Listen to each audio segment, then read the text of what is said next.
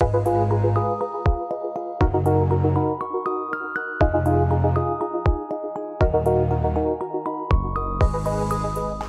ben, Alain Badiou, philosophe, professeur de philosophie et auteur d'un nombre d'œuvres importants. Oui, j'ai publié 105 livres. Donc, s'ils demandent où est-ce qu'ils sont, ça sera plus compliqué.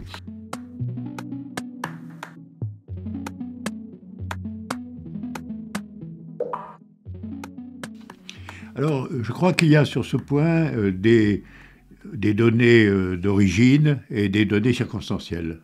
Sur les données d'origine, malgré tout, je suis d'une famille qui était militante. Elle était militante, mon père était un socialiste convaincu, et un socialiste, si je puis dire, plus honnête que ceux qu'on peut trouver aujourd'hui, malgré tout. Enfin, il y avait une certaine vérité dans le socialisme tel qu'il le voyait. Et en même temps, mon enfance a été trempée dans des événements considérables, puisque j'ai grandi et je suis allé à l'école, etc., en pleine occupation allemande de la ville de Toulouse, où mes parents enseignaient à cette époque. Et que, dès ce moment-là, j'ai été avec les autres enfants, sommés quand même de poser des questions et de tenter de comprendre quelque chose aux événements qui se passaient. Je me souviens de deux en particulier. Le premier a été qu'un matin, j'allais à l'école primaire et que la rue était barrée et occupée par des militaires allemands. Et que c'était assez effrayant quand même pour nous, les gamins qui étions là. Et j'ai demandé après à mes parents de m'expliquer autant que faire se pouvait qu'est-ce qui se passait là. Et j'ai compris là qu'ils avaient une position déterminée, que mon père était engagé dans cette affaire. Et je l'ai d'autant plus compris qu'il y a eu une dispute entre ma mère et mon père, ma mère disant à mon père, mais il va en parler partout, c'est un bavard. Hein. Et mon père s'est tourné vers moi sévèrement, me disant, pas un mot là-dessus, à quiconque tu gardes tout ce que tu sais, et c'est bien mieux que tu le saches toi et pas les autres. Voilà, ça c'était l'origine familiale. Et ensuite, j'ai été petit à petit attiré vers la gauche classique, le Parti socialiste. Mon père appartenait au Parti socialiste. Il est devenu, après une participation très active dans la résistance, il faut le dire, il est devenu maire de Toulouse, donc une autorité considérable. Et donc, j'étais en quelque sorte un enfant de la politique. Enfin, même si... au fond, je voyais bien que mes parents prenaient soin de ne pas m'embarquer là-dedans sous une forme ou sous une autre. C'est quand même ça, c'est le premier élément. Et le deuxième élément, qui est plus tardif, mais qui a joué un rôle décisif, c'est la guerre d'Algérie. Ça, bon, j'en ai parlé déjà, mais je veux rappeler ici que le déclenchement de la guerre d'Algérie a provoqué une division sévère de l'opinion publique. Au fond, il y a eu une majorité, il faut bien le reconnaître, une majorité plutôt pro-coloniale, en dernier ressort, ou conservatrice, disons, des rapports anciens entre la France et l'Algérie, mais il y a eu l'apparition d'un mouvement qui, mis à l'épreuve en quelque sorte de la guerre, de la mobilisation des jeunes, etc., je pense, on peut dire, découvert ce qu'était le colonialisme. C'est découvert qu'il y avait quelque chose là qui était louche, et dont ce qu'on nous racontait là-dessus, il fallait quand même s'en méfier principalement. Et il y a eu petit à petit la constitution d'un réel mouvement, y compris chez un certain nombre de jeunes anticoloniales, via l'opposition à la guerre d'Algérie. Et lorsque j'ai rallié le Parti socialiste, parce que par vocation familiale, si je puis dire, et la gauche anti-guerre d'Algérie du Parti socialiste, a quitté le Parti socialiste pour fonder en réalité ce qui deviendra le Parti socialiste, le PSU final. Et j'ai un peu suivi, ça a été mon entrée dans le monde politique, dont la partie active, la partie essentielle, était l'opposition effectivement à la guerre d'Algérie. Alors, on peut trouver ça un peu pauvre, mais je pense que ça m'a marqué sur un point tout de même important, qui est la conviction que les situations coloniales ou néocoloniales, ou qui ressemblent au colonialisme par bien des traits, sont quand même des sources d'oppression, de guerre, de mise en cause quasi criminelle de populations tout entières, que j'ai appris cela dans ce moment-là. Je le considère de ce point de vue-là comme quand même un moment de formation politique véritable, et j'ai commencé à militer contre la guerre d'Algérie, à soutenir ceux qui essayaient d'y échapper en partant ailleurs, de critiquer fortement et fermement ceux qui continuaient à soutenir la guerre. Et donc il y a eu là une entrée dans la militance qui se faisait sur une question brûlante. Alors, comme toujours, il y avait aussi l'idéologie, il y avait aussi l'idée d'être de gauche, etc. Mais je pense que ce ralliement à la gauche, qui était au fond pratiquement naturel pour moi, compte tenu de mon origine et de la situation, il s'est trouvé greffé là-dessus quelque chose d'une autre nature, qui était la découverte de la question coloniale comme telle, et par biais de la question coloniale, j'ai commencé à essayer de m'informer quelles étaient les racines de la question coloniale, pourquoi il y avait des États coloniaux, qu'est-ce qu'on en attendait, etc. Et j'ai donc commencé à avoir une vision véritable, disons, de l'ordre capitaliste dominant, non pas tant directement à partir de l'analyse de classe locale, mais à partir précisément de l'activité coloniale, dont j'ai compris petit à petit que c'était une manière d'entrer quand même dans le réel de la société telle qu'elle se donnait, même si ça avait l'air d'être une question de politique extérieure, et que j'ai assisté au renoncement formel en partie de la France quant à son activité coloniale en Algérie, mais enfin j'étais disposé à devenir d'abord un militant anticolonial, et à travers ça, de chercher ma voie, au fond, dans ce qu'était la gauche de l'époque.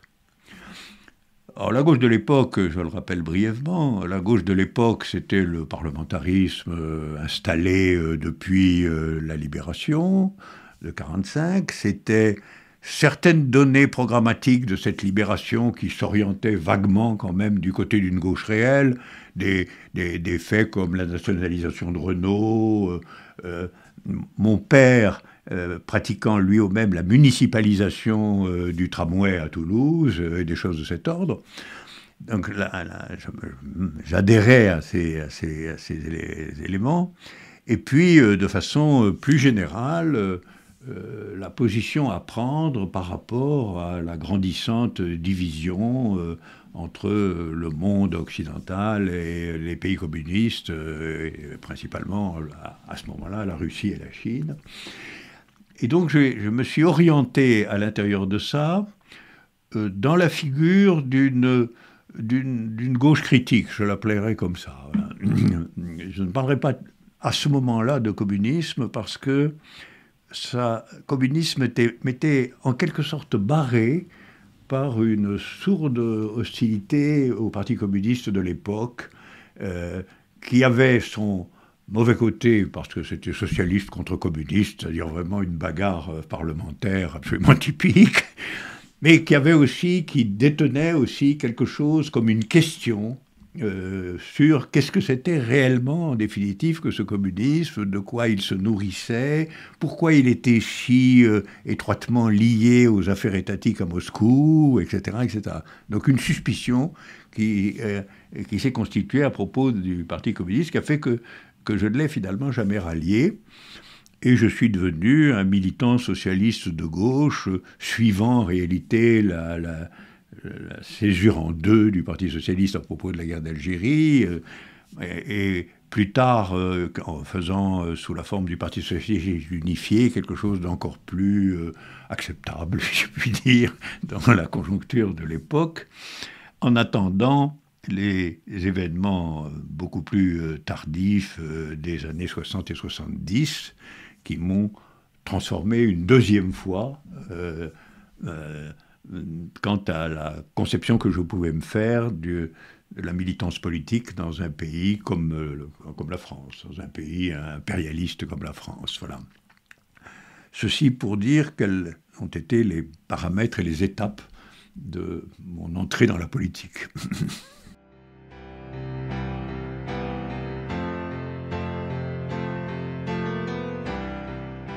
C'est d'autant plus intéressant pour moi que j'ai écrit, il y a un certain nombre d'années, un petit volume qui s'appelle « Éloge de l'amour », et que je dois vous dire que c'est mon livre le plus vendu dans le monde.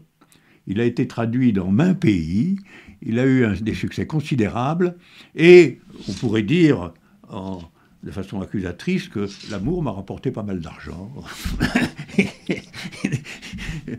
Le capitalisme dérivé. Alors, maintenant, il faut revenir à la question de savoir pourquoi ce livre, finalement, et de quoi il cause, en réalité. Si on le prend dans le système qui est le mien, dans sa généralité, ça signifie qu'à mes yeux, l'amour est une des 4 activités humaines auxquelles je confère le titre de lien avec la vérité, enfin voilà, de porter la vérité dans des formes et dans des registres extrêmement différenciés. L'amour avec l'art, avec la science et avec la politique constitue ce que j'appelle les 4 facteurs de vérité, voilà. Et donc, j'insiste sur le fait que j'ai été conduit évidemment à cette étude de l'amour, à la fois par ma vie, par l'importance que ça avait, par les considérations innombrables datant du fond des siècles sur cette question, etc., etc. Mais dans ma boutique à moi, si je puis dire, j'ai tout de suite insisté sur le fait qu'il fallait définir l'amour de telle façon qu'on le sorte un tout petit peu de sa théâtralisation romanesque, de son évidence légendaire, en fait, ou de sa version la plus banale, c'est-à-dire que quand on est grand, il faut se marier, et pour se marier, il faut aimer, et finalement... Et en même temps que, alors, à ce moment-là, il peut y avoir des trahisons, il peut y avoir des abandons, enfin, toute la dramaturgie de l'amour qui existe depuis des siècles dans toutes les sociétés, d'une certaine manière. Hein. Alors, je la prenais en charge, mais je cherchais autre chose. Je cherchais qu'est-ce qui peut être, en quelque sorte, normatif dans l'amour. C'est-à-dire, de quoi l'amour est-il porteur du point de vue de l'existence humaine dans sa figure positive, Alors, c'était, je crois, pour arracher en partie l'amour à la version commune et qui est, à mon avis, essentiellement théâtrale, en réalité. Il faut voir que les romans et les pièces de théâtre ont mené autour de l'amour une danse véritablement guerrière, hein, et tout au long des siècles.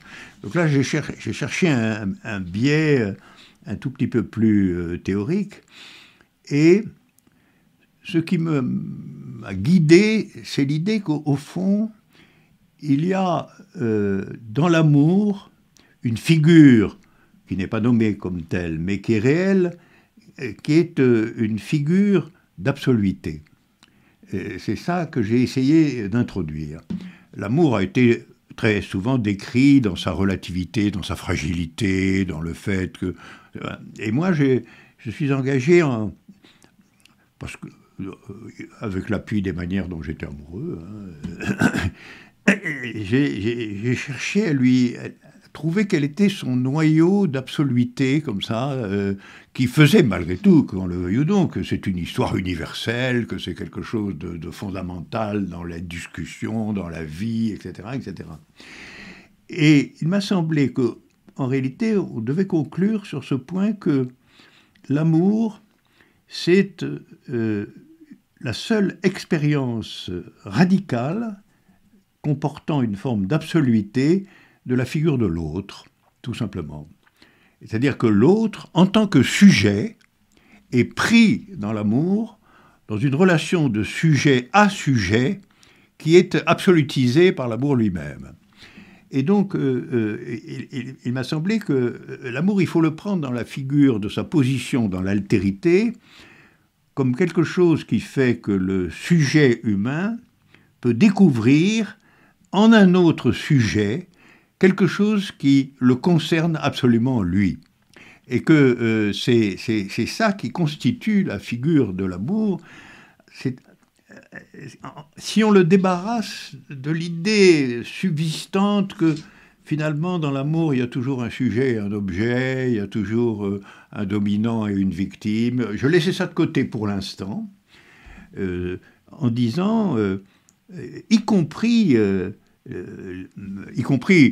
ce qui n'est, comme on le sait, pas un impératif, mais qui est un état de fait plutôt dominant, y compris la différence sexuelle, homme-femme, faisait que, d'un côté comme de l'autre, on a une figure absolue de l'altérité, en même temps que cette figure de l'altérité, on l'intègre dans le mouvement unifiant de l'amour lui-même. Et donc, je pensais que l'amour, je pense toujours, que l'amour, c'est en un certain sens une victoire sur l'absolu, du point de vue de la singularité personnelle. Et que c'est aussi pour ça que c'est une aventure, une construction, quelque chose qui a son devenir propre, et que l'amour est une expérience de vérité, au sens où c'est une expérience de la capacité au vrai qui est porteuse dans la découverte amoureuse de l'autre. Voilà. Et je pense que un certain nombre de romans, parce que l'amour a beaucoup été traité dans le roman, un certain nombre de romans tournent autour de cette vision en réalité.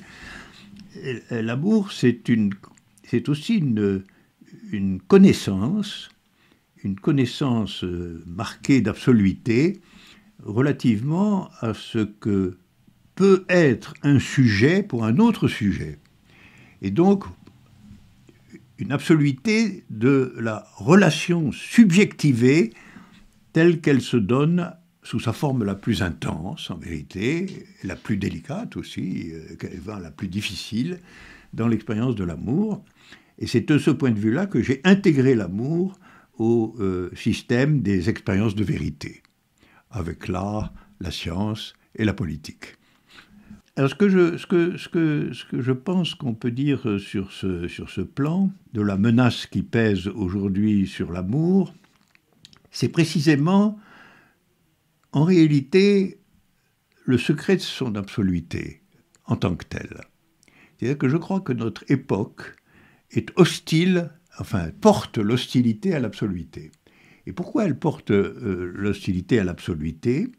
En un certain sens, plus que ne le faisaient les civilisations religieuses, qui avaient adopté l'amour, elles, pour en faire une fable transcendante, mais qui l'avaient quand même adopté. Je pense que je n'hésiterai pas à dire, moi qui suis un incroyant total, je n'hésiterai pas à dire que la disparition de l'usage que la religion faisait pour elle-même de la catégorie de l'amour, jusqu'à la projeter dans le ciel, avait formé comme une espèce d'enveloppement protecteur de cette absoluité qui en réalité a des racines subjectives tout simplement. Et je pense que le retrait de la religion, ou en tout cas son affaiblissement continu, a provoqué une idée que tout ce qui concerne le sujet doit être évalué sous la forme d'un intérêt. Voilà. Et c'est la catégorie d'intérêt qui s'est glissée dans l'existence relationnelle, alors que auparavant, y compris d'ailleurs avec les effets négatifs que ça pouvait avoir, l'amour avait été programmé comme une relation essentielle, y compris de la divinité au sujet, des sujets entre eux, etc., etc. Et même si c'était une corruption idéologique, elle était quand même porteuse, d'une certaine manière, d'une révérence envers l'amour, le mot amour, le destin amoureux. À partir du moment où le monde entier est petit à petit amené à une domination planétaire du capitalisme le plus abrupt, c'est l'intérêt qui compte et qui se substitue comme valeur, parce qu'après tout, le capitalisme, c'est pas simplement une loi de l'intérêt, c'est que l'intérêt est la valeur. C'est ce qu'il s'agit de savoir gagner, c'est ce qu'il s'agit de savoir faire exister. Et donc, l'intrusion de l'intérêt comme valeur a dégradé le rapport à l'amour. Parce qu'il est bien vrai que dans l'amour, il ne doit pas normalement être question d'intérêt. Ça peut arriver de façon annexe, mais ce n'est pas une relation d'intérêt, c'est une relation de relation en un certain sens absolu à l'autre. Mais dans le capitalisme déployé, il n'y a pas de relation à l'autre qui puisse être désintéressée. Et donc l'amour n'y a pas sa place, si on réfléchit bien. Il va être remplacé par éventuellement du côté sexuel, du côté d'une volupté non coûteuse, quoi, hein, d'une volupté assumée par les deux, comme ça. C'est quelque chose qui est quand même plus agréable que la prostitution. Hein. Donc ça peut être normé par le capitalisme sous cette forme-là, mais ça et de fait, ça introduit l'amour dans le champ dominant des intérêts, de la rivalité, de la personnalité, au fond, de l'égoïsme subjectif. Et ça demanderait à l'amour que l'amour se plie à une généralité de l'intérêt subjectivé, alors qu'à mon sens, l'amour au sens strict est précisément quelque chose qui ne comporte pas cette possibilité d'être réduit ou en quelque sorte mis en pièces par l'exagération de l'intérêt. Alors, j'ai été tout à fait frappé de voir les jeunes, beaucoup de jeunes, chercher, y compris par des correspondances, mais aussi en lisant des fascicules, etc., de chercher la femme qui leur convenait. Autrement, et là, ce qui était remplacé, c'était le phénomène fondamental de la rencontre. L'amour, c'est le résultat d'une rencontre. Ce n'est pas le résultat d'une recherche intéressée à sa femme ou à l'homme dont on saura d'avance à quel point il vous convient, à quel point il est fait pour vous, à quel point il va vous rapporter, etc., etc. Et je pense que notre période, au lieu d'ordonner l'amour à la figure d'un protocole d'expérimentation de la vérité de ce qu'est l'altérité, c'est de s'engager dans la vérité de l'altérité, la période actuelle a tendance à intégrer l'amour à une figure de l'intérêt, ce qui a toujours existé en un certain sens au niveau du mariage dans les classes dominantes, hein, mais qui là s'est mis à infecter, à mon avis, de façon générale, la notion d'amour dans la question du rapport entre les sexes, en en l'habitant au fond, en y logeant sournoise, la question, mais quel est dans cette affaire mon intérêt? Question qui avait toujours été indiquée dans les mariages des grandes, des riches, mais qui là semble s'être généralisée dans une espèce de recherche commerciale de la femme ou de l'homme qui convient à mon goût. Voilà. Si bien qu'en fin de compte, on est tout prêt d'acheter un amoureux ou une amoureuse parce qu'on sait que sa consommation nous sera agréable. Voilà. Du coup, l'amour qui était, à mon sens, quelles qu'en soient les difficultés, une révélation de l'absolu, devient quelque chose qui est embarrassé par la figure de l'intérêt.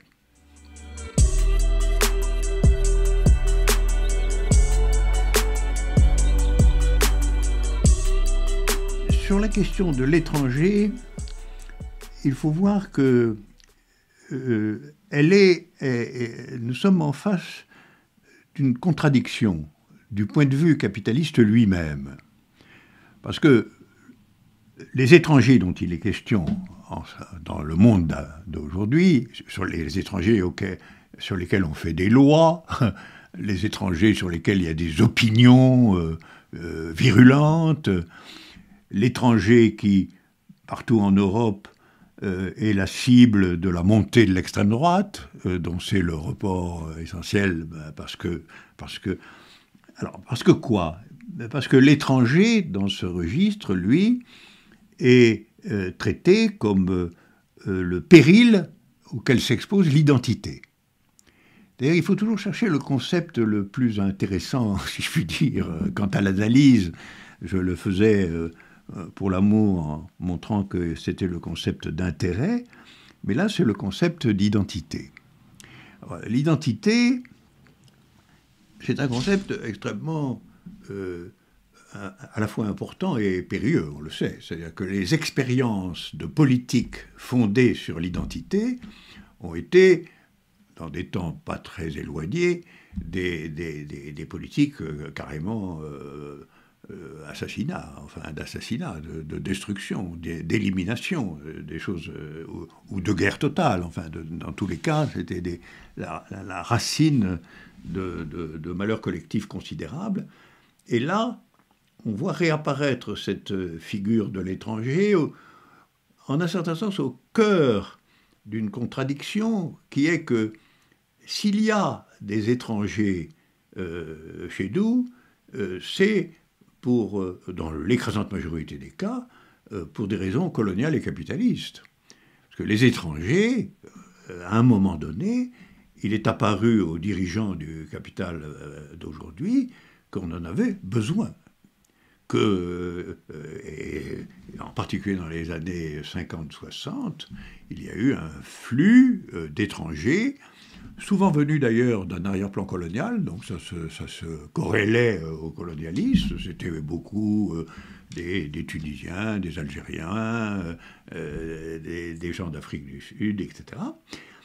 L'étranger a été non pas tant une sorte d'extériorité qu'une sorte d'intériorité à la société qui devait cependant être étroitement contrôlée et mesurée, comme l'est toujours quelque chose qui est étranger, au sens quasi étymologique de la chose, c'est-à-dire quelque chose quelqu'un qui n'est pas de chez nous, quoi. Et alors, on s'est trouvé dans le paradoxe qui nous a beaucoup occupé et qui nous occupe encore beaucoup quant à cette question, que d'un côté, l'existence à la fois d'ailleurs du colonialisme et du capitalisme hégémonique d'aujourd'hui a besoin de gens pauvres, venus d'ailleurs pour faire tourner ses usines, que ceci a été vrai depuis les origines du capitalisme, que ça a été le statut des Irlandais en Angleterre, et en France, comme nous avons pu le voir, de l'arrivée considérable d'Algériens, de Marocains, de Tunisiens dans les usines, et que, en fin de compte, la question analytique à poser, c'est comment, que signifie exactement le courant anti-étranger si l'on admet que, d'un certain point de vue, il est une production de la société elle-même dans la figure ouvrière. Alors ça conduit à des analyses de conjoncture, en réalité. Des analyses de conjoncture, il y a des moments où ça a été le cas après-guerre, dans les années 50, encore 60, le besoin d'une main-d'œuvre ouvrière extrêmement abondante s'est fait sentir et a entraîné la venue, en effet, d'un grand nombre d'ouvriers d'origine africaine. Et si on suit complètement cette histoire, elle est en partie transformée un peu plus tard par la rapide baisse de la population ouvrière française dont une partie vient en effet aussi en ville sous la forme d'emplois secondaires dont on a besoin. Le tout étant la mise à l'épreuve de la question d'étrangers sous une configuration explicitement négative. Alors l'étranger a toujours été considéré de façon négative, mais pendant tout un temps, c'était surtout parce qu'on pouvait alors le payer moins pour son travail ouvrier. Aujourd'hui, ça s'est un peu amplifié ou déployé au sens où l'étranger deviendrait, s'il est incontrôlé ou nombreux ou ceci ou cela, une perturbation grave de notre identité. Alors là, on retrouve l'identité sous sa figure traditionnelle un peu transformée, c'est-à-dire l'étranger comme un envahisseur, finalement, un envahisseur non militaire, un envahisseur civil, et contre lequel il faut prendre des lois, lui demandant de telles choses que il ne pourra pas les faire, il ne doit pas les trouver, il ne pourra pas. Ce qui à la fois accroît la difficulté de sa présence, lui crée des difficultés d'existence extraordinaires, et encourage évidemment, là encore, décidément, il s'agit toujours de trouver le concept de la situation, encourage évidemment quoi? Eh bien, l'identitarisme politique. C'est-à-dire que sur cette base-là, ce qui va être produit, c'est le retour de l'hostilité à l'étranger sous différentes formes, qui sont en particulier très aisément des formes purement et simplement racialistes, donc par le retour ou la reconstitution d'une idéologie anti-étranger, qui est d'autant plus, si je puis dire, absolument scandaleuse, qu'elle est en même temps contemporaine de la présence d'encore un grand nombre d'étrangers dans les usines. Donc, déjà qu'on pouvait, si je puis dire, les traiter comme une main-d'œuvre à bas prix, on va en plus, les traiter comme des gens qui ont la chance d'avoir été acceptés dans l'usine.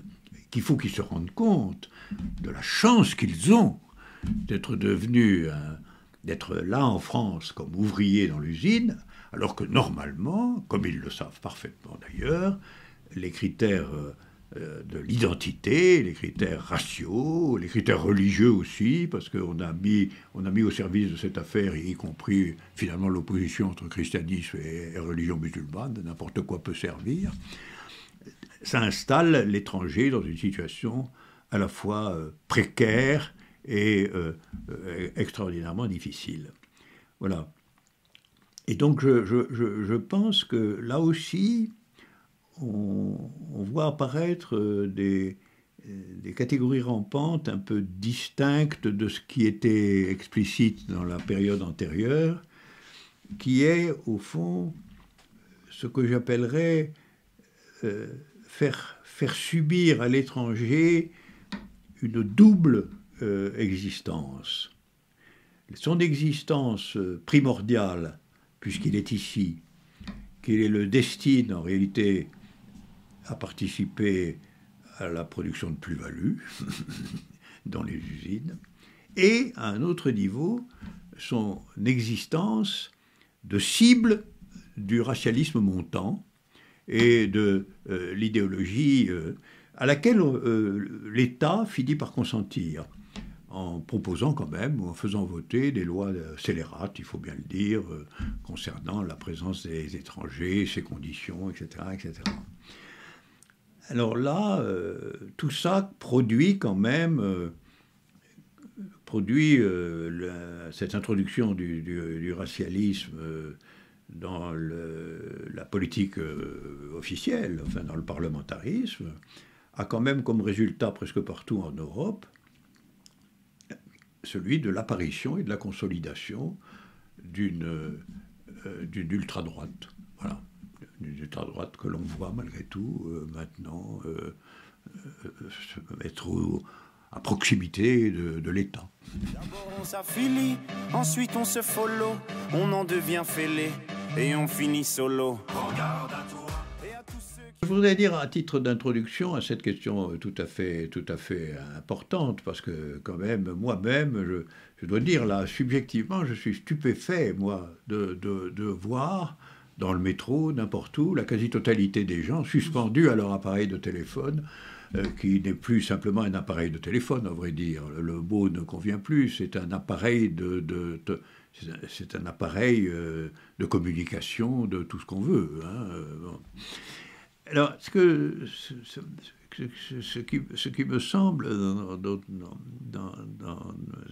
qui me semble dans cette affaire, c'est que, au fond,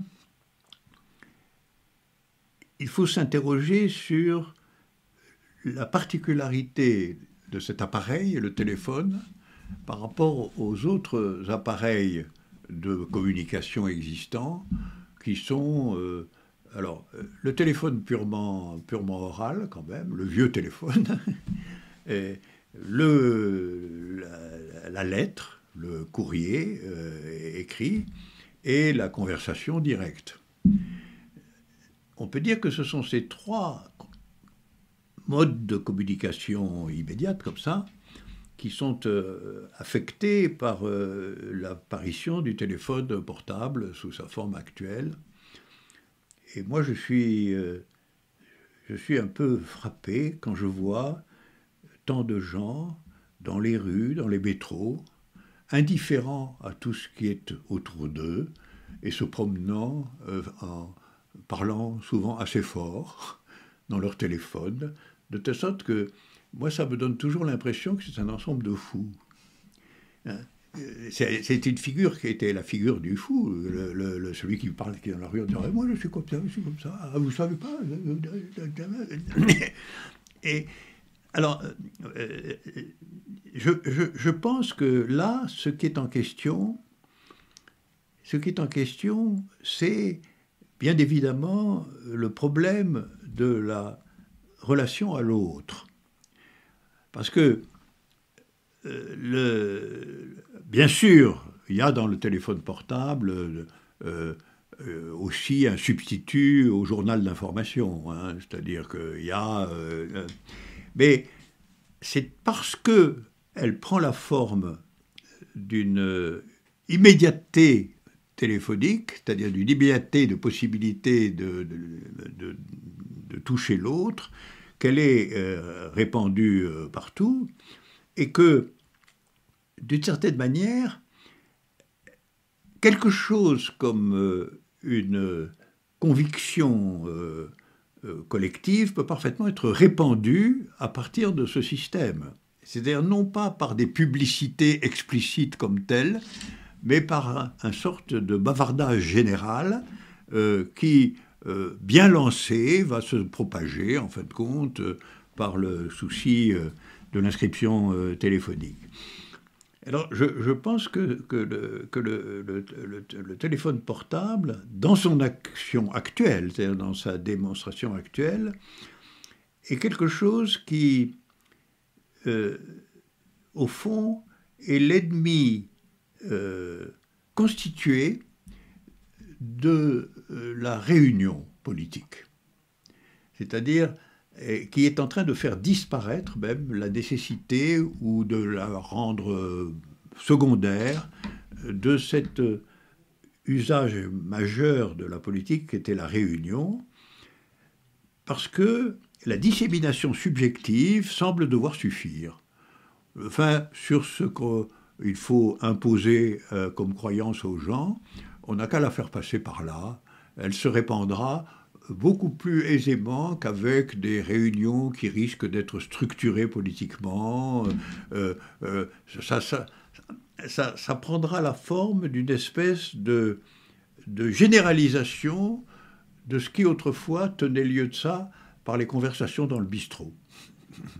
C'est la conversation dans le bistrot universalisée, le téléphone actuel.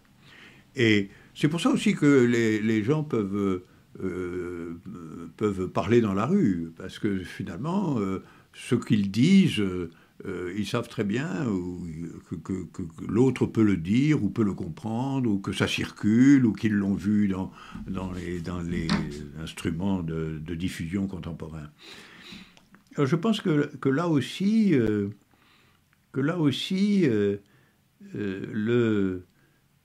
il y a une logique de transformation de l'information. C'est-à-dire l'information circule non plus seulement dans des organes constitués pour cela, mais elle circule dans la masse elle-même par des liaisons instantanées innombrables dans lesquelles la foule s'engage sans se rendre compte que sans qu'on sache quelle est l'origine finale de ce qui circule. C'est ça le point intéressant. C'est-à-dire c'est comme s'il y avait une nappe comme ça de circulation d'informations, de jugements, de noms propres, etc., qui se faisait à ciel ouvert par des déambulateurs dans la rue qui sont en même temps comme des cinglés en train de vouloir à tout prix communiquer leurs pensées profondes. Je pense qu'on n'a pas fini d'avoir affaire à ça, d'en raffiner la description, de comprendre complètement ce que c'est. Et, chose beaucoup plus délicate, qu'est-ce qu'on peut faire contre ça? Qu'est-ce qu'on peut faire contre? Parce que ce n'est pas l'habitude du courant révolutionnaire d'annoncer qu'ils vont supprimer un moyen de connaissance, de transmission universellement répandu, alors qu'en un certain sens, on aurait bien envie de déclarer que ce téléphone est interdit, notamment dans la jeunesse. Alors, on aurait l'air de vieux barbons terribles, hein, et c'est très difficile de l'imaginer, il va falloir beaucoup réfléchir à ce point, mais je pense qu'on ne peut pas laisser ce téléphone portable s'installer définitivement comme le moyen de relation entre les citoyens, entre les citoyens du pays, parce que, je le répète, c'est élargir l'ancienne dictature de la conversation de bistrot où n'importe quelle histoire fausse était répartie et pouvait circuler. Voilà. Alors c'est une affaire qu'il faudra suivre parce qu'elle est installée de façon extrêmement vigoureuse. Hein, donc il faudra réfléchir à tout ça, et au fond, il faudra qu'une partie de l'éducation politique véhicule une maîtrise, une analyse et une maîtrise de cette affaire, dont on voit bien qu'elle est incontrôlable quant à ce qu'elle véhicule, et qui est en général, par conséquent, de l'ordre de la stupidité collective.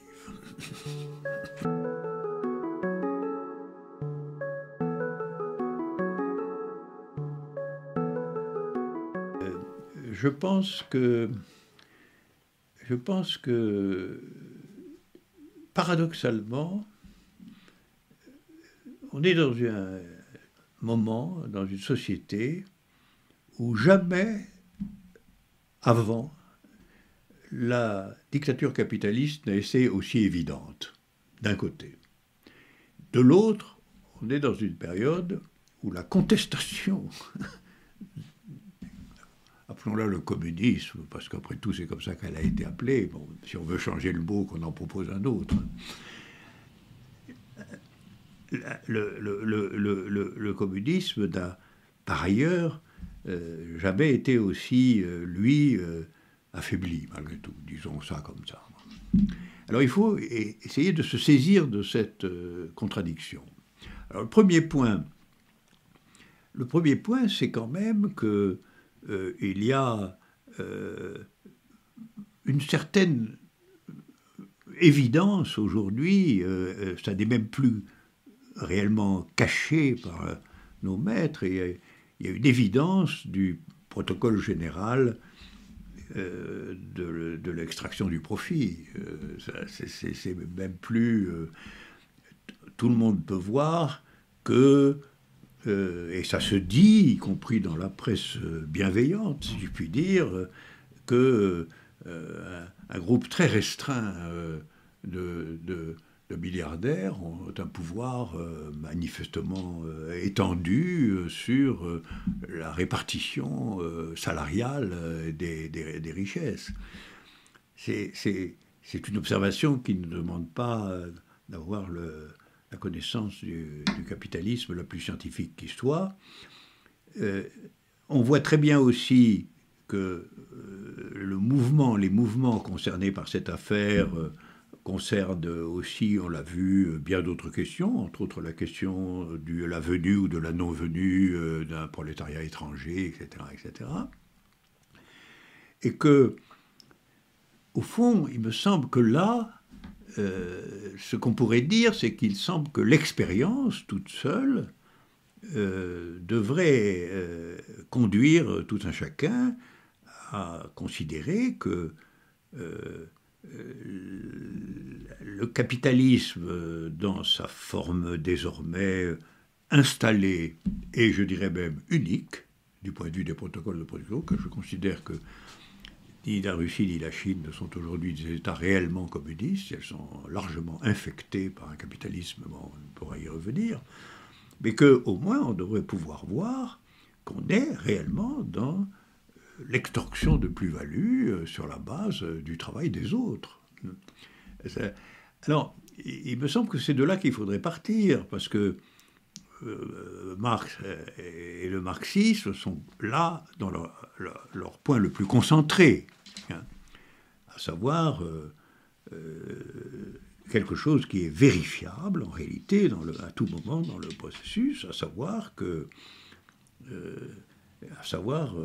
salaire prix profit, à savoir que le salaire qui est ce que le patron donne à l'ouvrier, le prix, c'est l'argent qu'il va tirer de ce que l'ouvrier a fabriqué, et le profit, c'est la différence entre les deux, et c'est ça, c'est le fonctionnellement central du capitalisme, et je pense que on aurait les moyens, mais c'est pour ça aussi que ça ne se passe pas, c'est contrôlé et annulé par d'autres facteurs. Jamais, d'une certaine façon, l'évidence du protocole du processus d'extraction de plus-value n'a été aussi claire. Et on voit même, c'est un point qui m'intéresse, tout le monde voit, et c'est devenu courant, l'idée qu'il y a une clique de milliardaires, finalement, qui dirige un peu tout. C'est une opinion très, très répandue. On les appelle les milliardaires.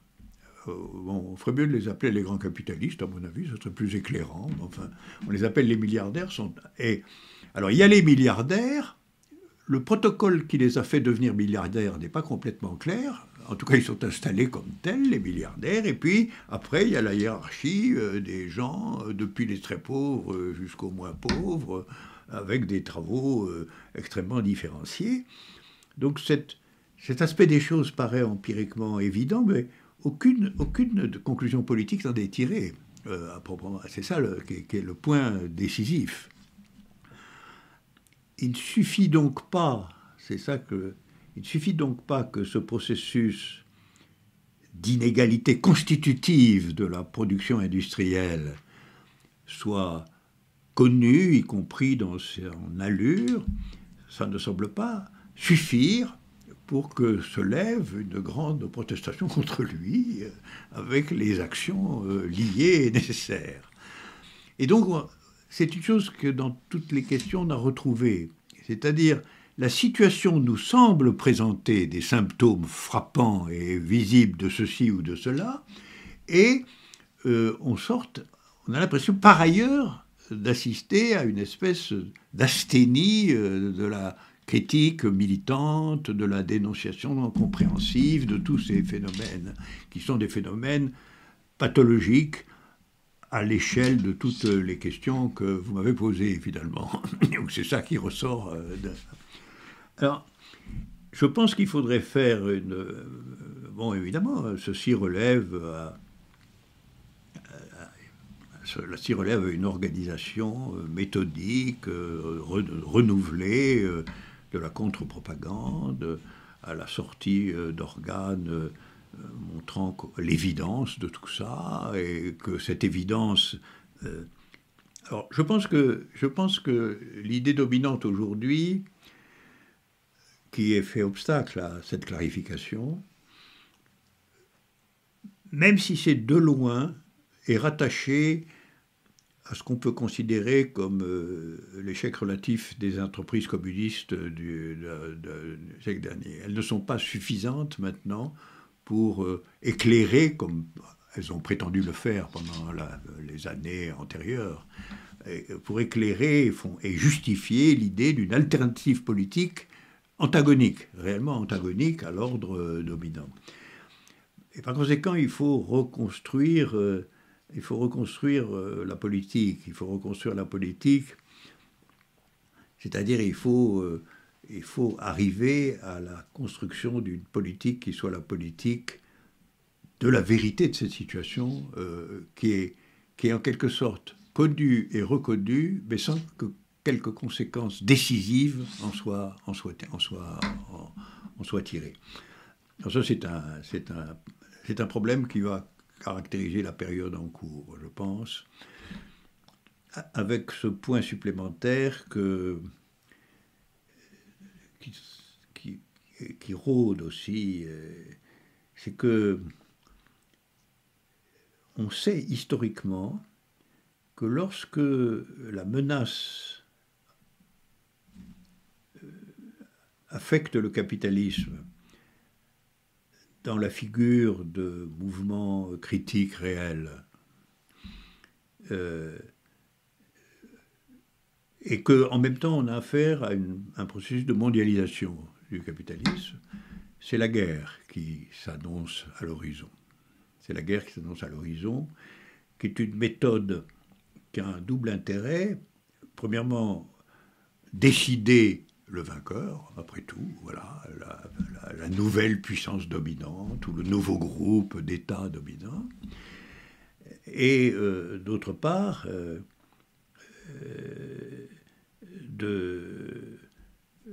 si je puis dire, de procéder à une à une relance de la mise sur pied de figures étatiques nouvelles, capables, elles, d'absorber la situation.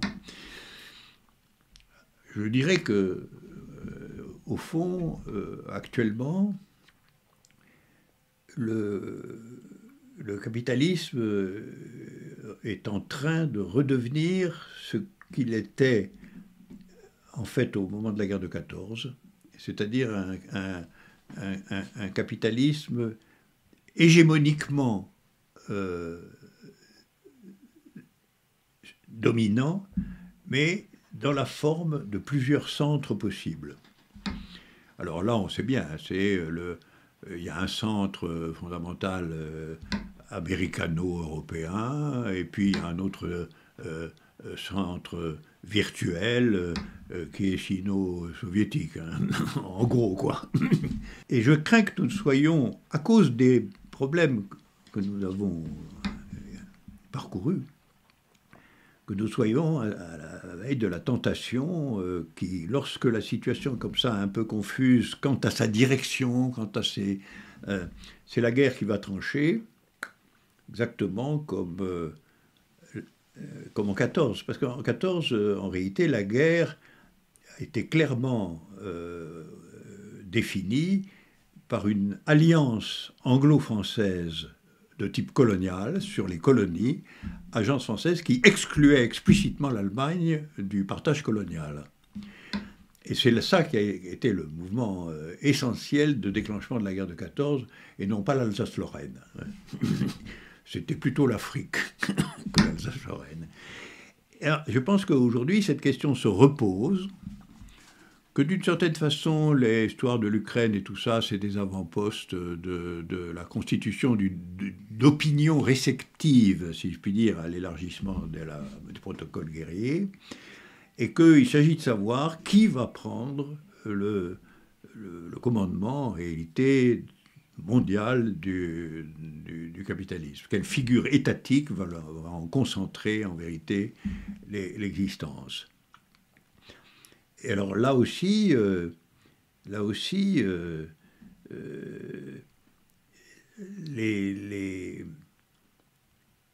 figures, c'est un point que vous avez traité par lui-même d'ailleurs, la critique de tout cela, la critique au sens analyse et conséquence, la critique de tout cela me semble aujourd'hui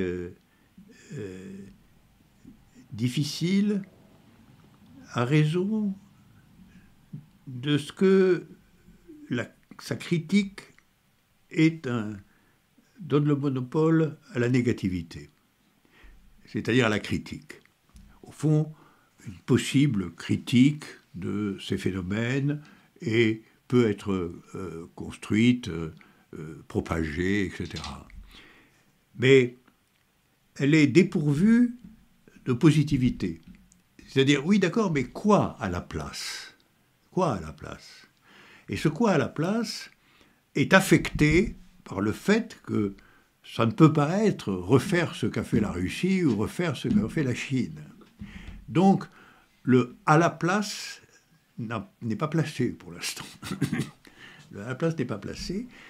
Et ce qui veut dire qu'un travail idéologico-politique de très grande importance est indispensable dans la conjoncture actuelle, étant entendu que ça sort pas tout seul, ça demande des noyaux militants.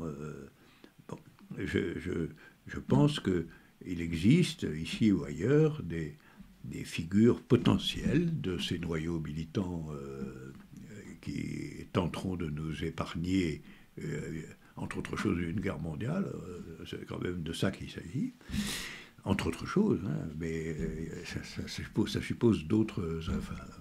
Hein, et que c'est là que se verra la synthèse de où en est, au fond, l'humanité, du point de vue de son existence globale.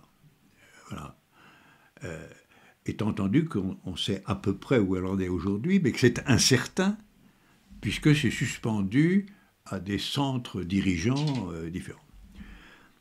Alors nous, on peut bien voir que, exactement comme avant la guerre de 14, il y a eu des chiffonnades sur l'Afrique, sur l'Alsace, etc., avant que ça éclate. Aujourd'hui, il y a des chiffonnades du même ordre. Mais la figure de la guerre peut être particulièrement redoutable, il faut dire, c'est ça le point. Et il vaudrait mieux que des alliances politiques un peu obscures aujourd'hui essaient de l'éviter. Et pour cela, quand même, il faut être en état de dire et de penser et d'agir pour autre chose que la figure structurale de cette affaire. Et c'est pourquoi je pense que la question clé du jour, c'est le communisme. Je l'appelle comme ça, hein. On l'appellera, il aura le nom qu'il voudra, mais je l'appelle comme ça parce que c'est le nom qui me vient sous la main, hein. C'est-à-dire une hypothèse qui, à travers le système général des questions que nous avons discutées ici, conclut sur quel type de campagne, de réunion longue et discutante, de phénomènes organisés, etc., doit être bâti pour essayer de faire que la prochaine étape de ce monde qu'on vient là de décrire ne soit quand même pas un massacre planétaire incontrôlé. Voilà.